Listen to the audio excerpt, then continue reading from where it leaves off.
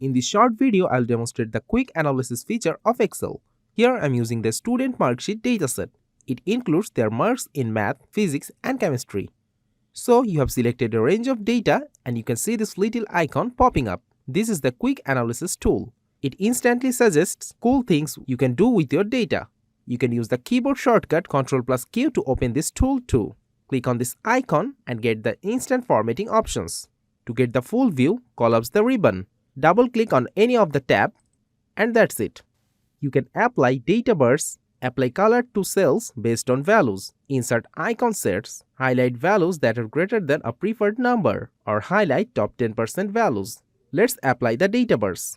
From this you can see that it's taking the highest value 90 and fills it to 100%, while the rest are filled based on their percentages. Now click on the clear to quickly clear the applied formatting. There are other tabs also: charts, totals, tables, sparklines. Let's explore charts.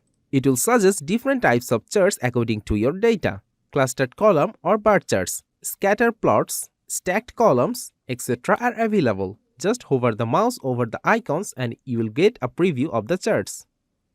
You can find different types of quick calculations like sum, average, percentage total, running total, etc. Showing the total of each student is possible also. This will run horizontally. You will get this quick calculation in another place in Excel. Can you guess the correct answer? Many of you may have noticed it. It's in the status bar. From here, you can easily know the total sum, average, count, and so on. If you right-click on the status bar, you can see lots of options to customize it. Most of the options are checked by default and you can uncheck the options too.